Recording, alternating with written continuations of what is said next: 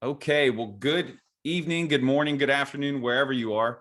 I'm assuming that it's evening, but I don't know where you're at in this internet world. But today, very excited to have with us once again for the second time, Alex Kozora from the Steelers Depot. If you haven't read Alex's work, please do so. It's tremendous, it's detailed, it's insightful, specific, and you could find that at SteelersDepot.com.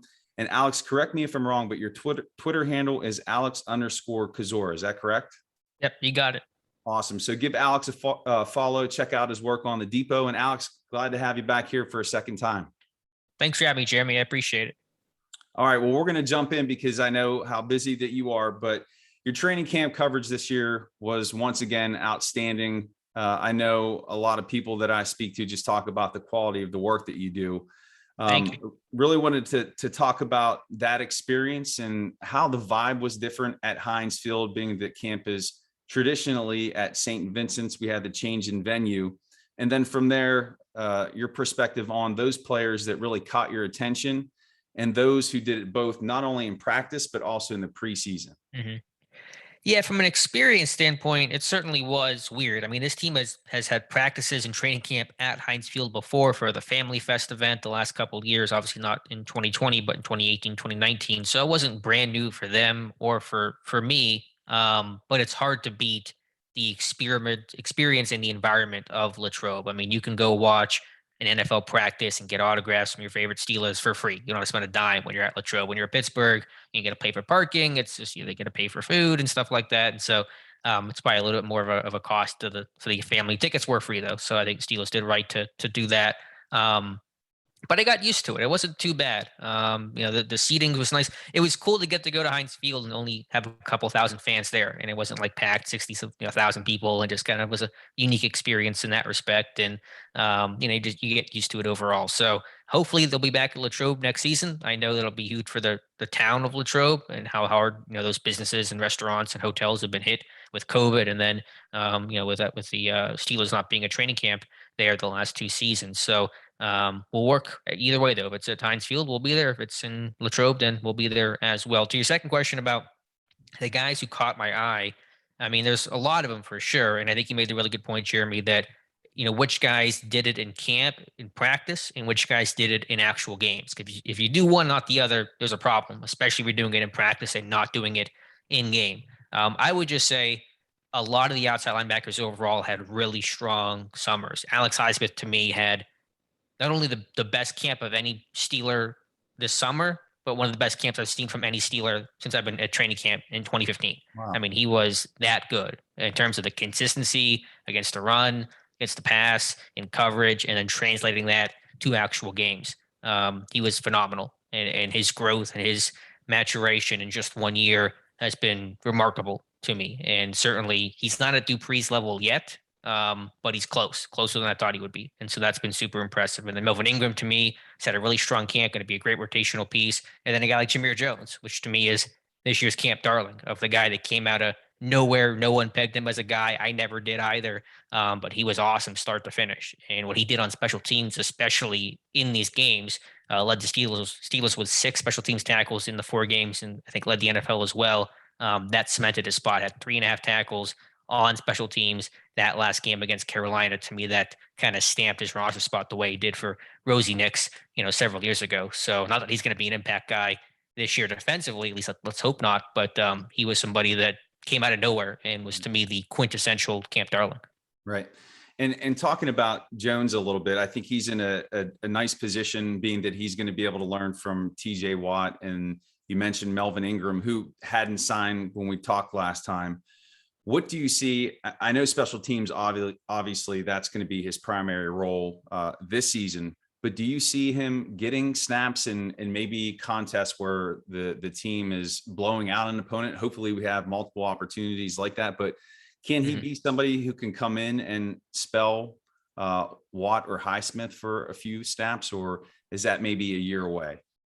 I think it's a year away. What I will say, though, is he's one injury away from being the rotational guy. If something happens to Watt or any of those guys, he's the next man up, and that means he'll start getting rotational snaps immediately. So really wouldn't expect much out of the gate, although TJ Watt will not be playing his usual complement of snaps in week 1 against the Bills. He's just physically not in that conditioning yet. He'll have to be eased in. He'll play and he'll have his new contract and all that kind of stuff, but he won't be the full go. Now Melvin Ingram will rotate in more and probably pick up some of those snaps on Shamir Jones. So we'll see what happens there. But I think his potential in Jones' game. He's not to me a pure special teamer in the sense of I think there is room for growth potentially if things go really right down the road because he has the power, the size, the strength, and I think the pass rush juice overall to make an impact there. So it won't be this year, but the future, who knows what happens? Maybe.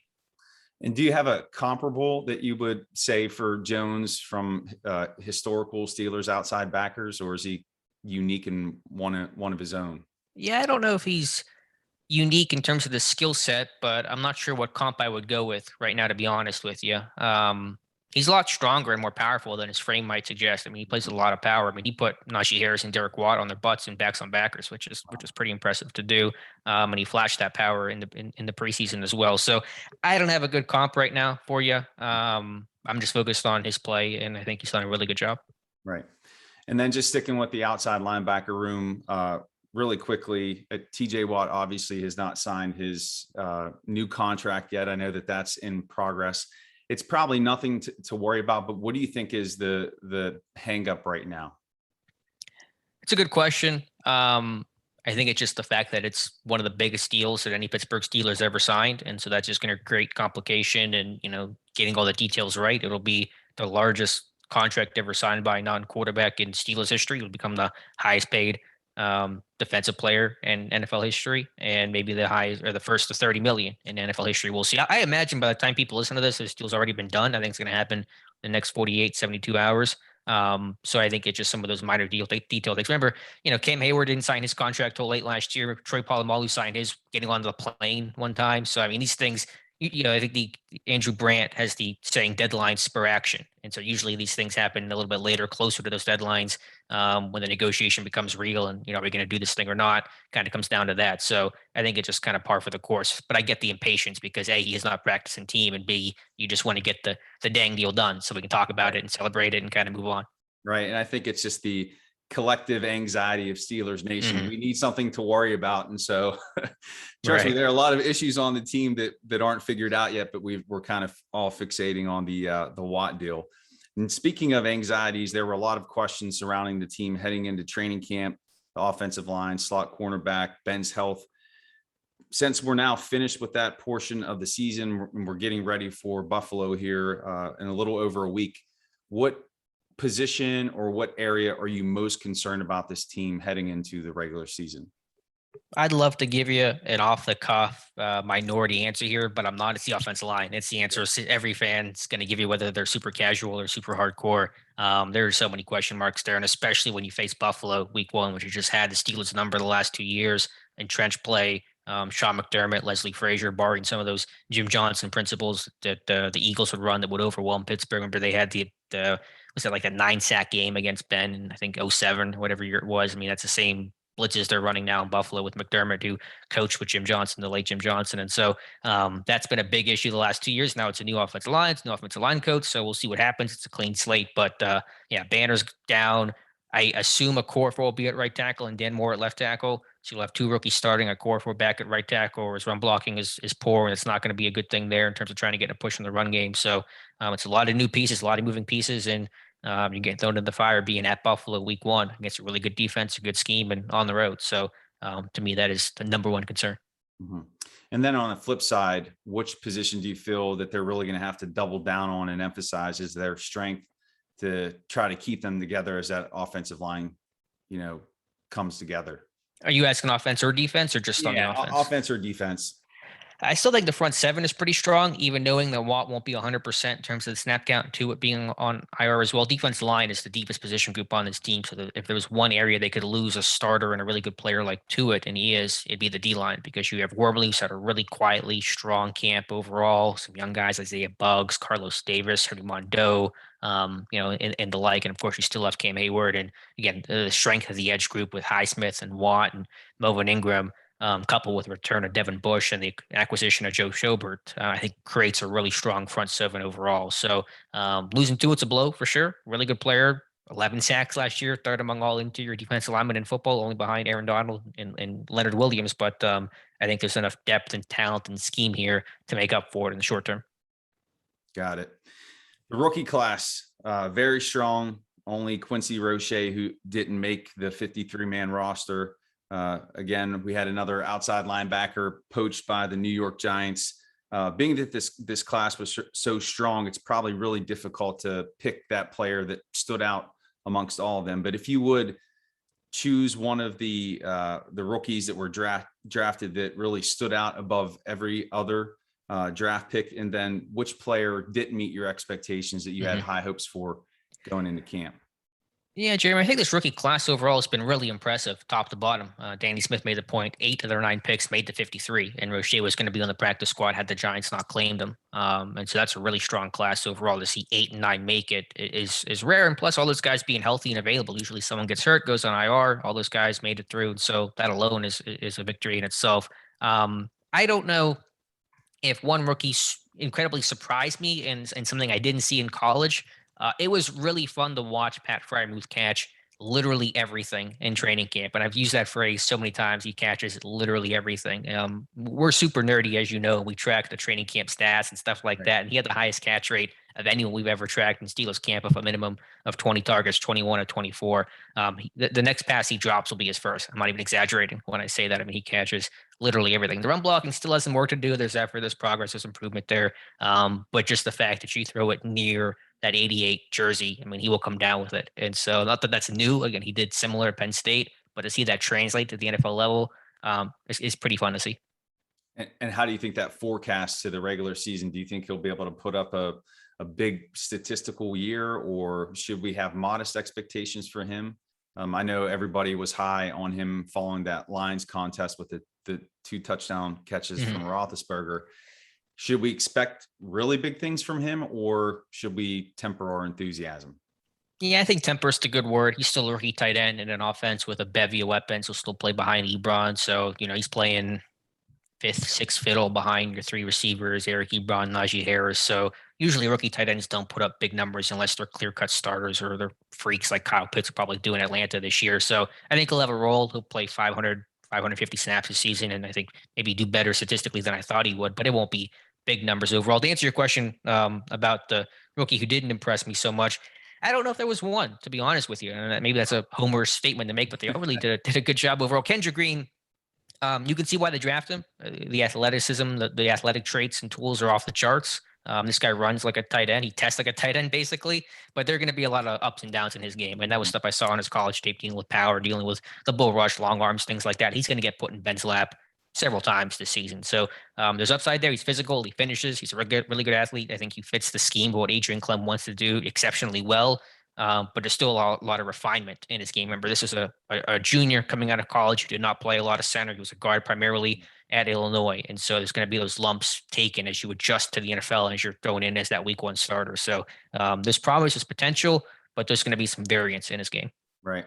And I know that it was bandied about a lot in terms of him handling the bull rush. You said that he will be in Ben's lap on multiple occasions. Do you see that as something that he can overcome with time, or is that just something related to his smaller stature and he's a strong guy. Everybody has probably seen the video of his 700-pound squat, but is that something that's just going to be a detriment to his game, or can he overcome that? I think he can improve on it, Jeremy, because Marquise Pouncey did. Pouncey didn't have as bad of an issue, and their length was similar. Pouncey was taller. He was 6'4", Green 6'1", but their length was very similar. Pouncey has him by like a quarter inch or something. So I think it's partially a technique thing. It's always going to be an issue to some extent because when you're just smaller and you don't have length, guys get into your pads easier. So it will be a problem, but can it be improved? I'm sure it can be, and it probably will be, but how quickly will it get improved, and the lumps along the way as it gets improved, that's going to be an issue. So it'll be a challenge for him, his biggest challenge overall. But I think with time, hopefully he can get a little bit better at it. Right. Okay. And then shifting gears a bit from the drafted guys to the undrafted rookie free agent class, I don't think anybody stuck. I know we have a lot of those players that went on to the practice squad, but did any of the undrafted guys stand out to you that maybe you're on the practice squad that possibly could make a push to be on the roster? Maybe not this year, but next year or 2 years from now? Yeah, none of them made the 53, which is a little disappointing, especially the DBs they had brought in that in a depth chart that was kind of weak, not a lot of depth here, and Antoine Brooks gets hurt and things like that. You think somebody might crack the team, and they didn't. I'll give you two names: Mark Gilbert from Duke, the corner. I think is interesting. He's long, he's athletic overall. He was healthy. He had so many issues at Duke. Barely played the last 3 seasons. So I think he had hip and knee issues and stuff like that. So he was healthy, available, and didn't look like a guy who had barely played the last 3 seasons. He's got great length, good timing. He drives on the football. He's aggressive, and that's always important in this scheme. And then Donovan Steiner, the safety from Florida. I think his upside's limited, but he's got a good body type. He's a big guy, a really strong tackler in the open field, and plays downhill well. So he's kind of more strong safety, classic type in that regard. Someone I could see that will eventually, maybe next year, carve out a role on special teams because he's a really reliable tackler. Reminds me a bit of Miles Killebrew on this team. He's the backup strong safety right now. I think that's kind of his ceiling. So it's not incredibly high, but I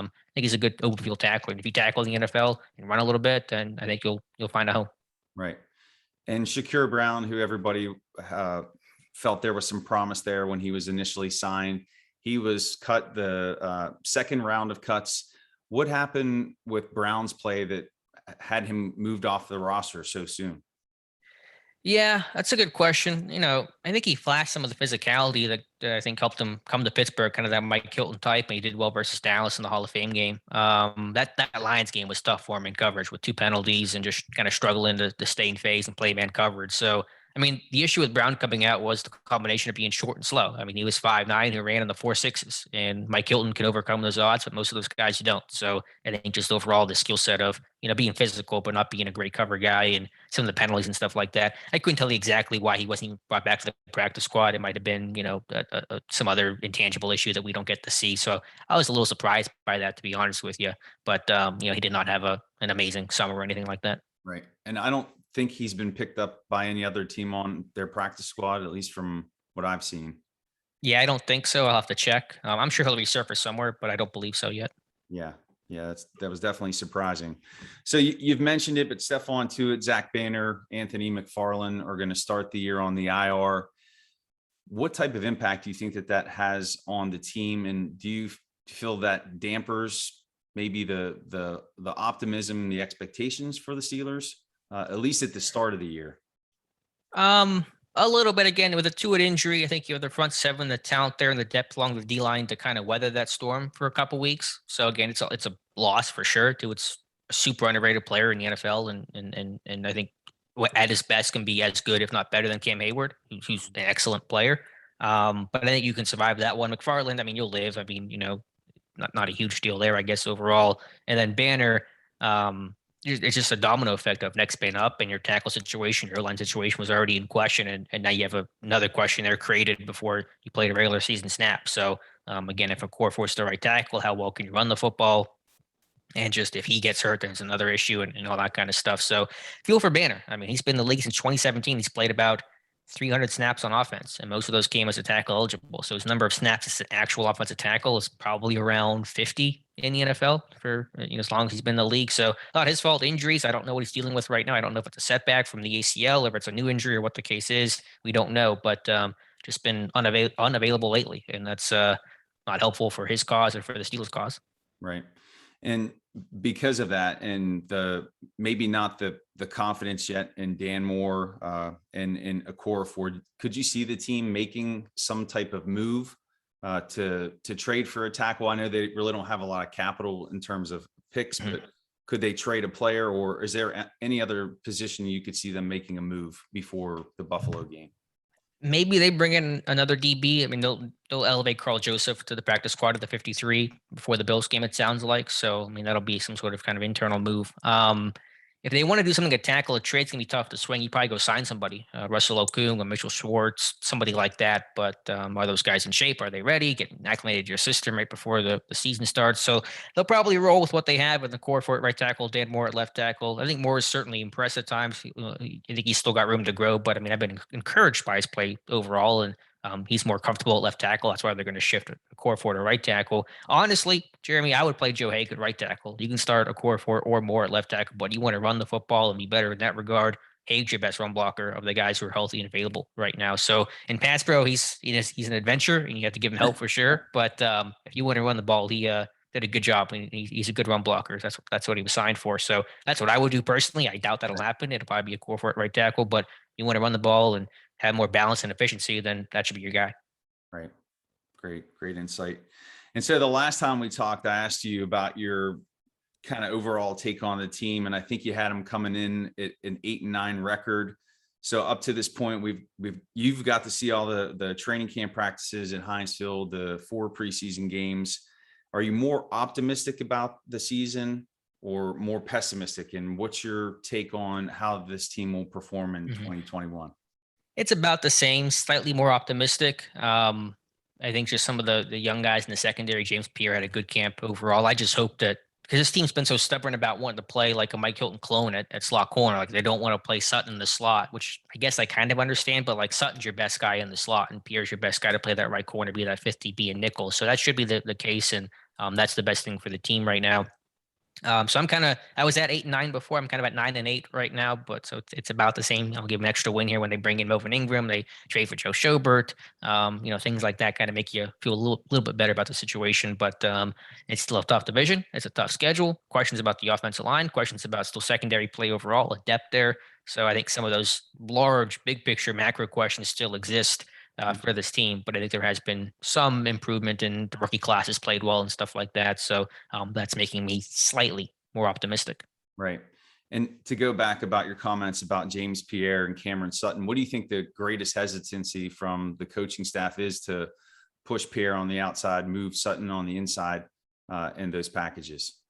They want a Hilton clone. They want a nickel corner who's really physical, who blitzes well and can fit the run well, so they can be in nickel against 12 personnel, for example, against athletic tight ends and stuff like that. Give themselves some personnel and positional flexibility. And I get that, but that guy doesn't exist. If you wanted that to exist, they should have re-signed Mike Hilton, and they didn't, and that's on them ultimately. So Sutton's not a Hilton clone. He's improved as a tackler, forced three fumbles last season, and I think he's shown improvement there, but he's not at that level. But what's your alternative? Are you going to keep Sutton on the outside and play Arthur Millette in the slot? I mean, is that your best 5? It's not. So you play your best 5 overall. James Pierre, I think, has to work on being over aggressive at times and being poor with his eyes sometimes, but he's a playmaker. He's athletic. He's got good size. He's a good tackler. He'll support the run. Sutton's comfortable in the slot. So that's the way it should be. I think it's the way it will go because they kind of have no choice at this point. But I think that's been the overall hesitation. Right. Great. And then just kind of a wrap-up question here, Alex. So if we look at the whole team heading into 2021, who would be the player that you feel is going to be the biggest surprise on the team? Who do you think is going to stand out as the MVP? And then which player do you feel will be the greatest disappointment and won't live up to expectations? I know those are pretty big ones. Yeah, that's a great question. I don't know. I shouldn't think about it in those terms too much because I'll get made fun of when something inevitably, is wrong. What were the order of them? The first question was the biggest surprise. Biggest surprise. That's a really good question. It's probably less of a surprise at this point, but Alex Highsmith, to me, really impressive. And he's not going to put up, 12, 15 sacks like TJ Watt will because, Watt's going to get his and Hayward's going to get his. And when Tuitt returns, he'll get his and stuff like that. But I've been really encouraged by that. And I think Dupree was, still a loss for this team, obviously, but I feel a lot better about the loss of Dupree now that I've seen Highsmith in year 2 and Melvin Ingram play really well this training camp. In terms of the MVP, it could be Najee Harris. I mean, this guy should set rookie records for Pittsburgh this year in terms of carries and yards and touchdowns and all those kind of stats. Because 17 games would be, he is the bell cow, and he is, I think, ready to assume that role and carry the ball 275 times and catch 50 plus receptions this season at a minimum. I think he's certainly capable of that. And so see how the line blocks form, of course, but he's been, a really good camp overall for him, and his energy and competitive spirit and conditioning have been really impressive. In terms of this disappointment, I'm not sure on that one, to be honest with you. Just kind of have to wait and see how Devin Bush looks this year. I think people have been a little too critical of him, to be honest with you. But, we'll see what he looks like in year 3, a big year 3 for Devin Bush. He's got to definitely play well and show that he's fully recovered from that torn ACL. Right. And then my last question, I know it's a week and a half away, and I can't believe that we're going to be talking regular season, but they're going to play the Buffalo Bills. We're in the AFC Championship game against the Chiefs I'm not asking for a prediction because it's way too early, but do they have a legitimate chance to win that game and really start the year off with probably a milestone win for Tomlin? Yeah, I think they have a chance. I don't know what the odds would be or something like that, but I mean, yeah, they're a good team and they're healthy-ish right now, and I think they've hung tough with Buffalo the last 2 years, even though they've had, 2 years ago they had Duck Hodges at quarterback, and they almost won that game. So it'll be close for sure. But I think Steelers are the clear underdogs, and rightfully so, because Buffalo's the more proven team. And again, they have just completely overwhelmed the Steelers' offensive line and pass pro in the run game the last 2 seasons, and Buffalo is one of the top teams, one of those teams that could challenge Kansas City this year. So I think they've earned the right to be the heavy favorites in this game, and that's probably the way I'm leaning right now. But yeah, Pittsburgh could win, and it'd be a pleasant surprise, but it wouldn't shock me. I mean, they're a talented team, obviously, and I could see them coming away with a victory in this game. So if you'd finish this sentence, the Steelers beat the Bills if. Um, I would just say that if the offensive line plays a whole lot better than the last 2 years in terms of just recognizing blitzes and working on their double teams, getting the second level and playing a lot better and more consistency and recognition than they have been. And to me, that'll be the X factor of this game. What a test for Adrian Clem, the new O-line coach, right away. I mean, I think Sean Surratt's 2 worst coach games the last 2 seasons was against Buffalo. And so it'll be a big test with a new group and guys getting healthy and trying to assume new roles, a quarterback to right tackle, we presume, and stuff like that. So it'll be a big challenge. But if they can play well and come together, that's a big feather for Mike Tomlin, but also Adrian Clem, because I think the O-line, as is the case for the whole season, but for this game in particular, the O-line is the X factor for the Pittsburgh Steelers. Right. Right. And like you said, what a test it's going to be there in week 1. Well, Alex, thank you so much for coming on again for a second time. Hopefully we can, again, make this a recurring thing every so many months. I know that you're super busy, but real fast before we close out, anything that you want to share, upcoming work on the Depot, things to check out for the listeners? No, I would just, check out the site Steelers Depot. You can follow me at Twitter at Alex_Kozora. Follow us on YouTube. We try to do more stuff with YouTube this year. So just same name, Alex Kozora. Dave and I do a live stream every other Monday from 7, 8 p.m. Eastern time, answering any and all Steelers questions. So we'll do one on, that's the Monday the 6th, I think it is. So if you guys want to come out and hang out with us and talk about, the preview of the season, then you guys can do that over on YouTube. Awesome. And we'll get that posted in the show notes. But again, Alex, thanks so much, man. And I hope you have a great weekend. Did you get hit by the rain out there in Pittsburgh? Wasn't like the East Coast and Philly and all them. I mean, it rained. My area was fine. I'm right outside of Pittsburgh, so we didn't get it too bad. Downtown Pittsburgh, I think, got it worse. But it looked really scary up in Philly and New York, and I hope everyone's safe. Yeah, we're out here in the Philly suburbs, and I left work around 3:30.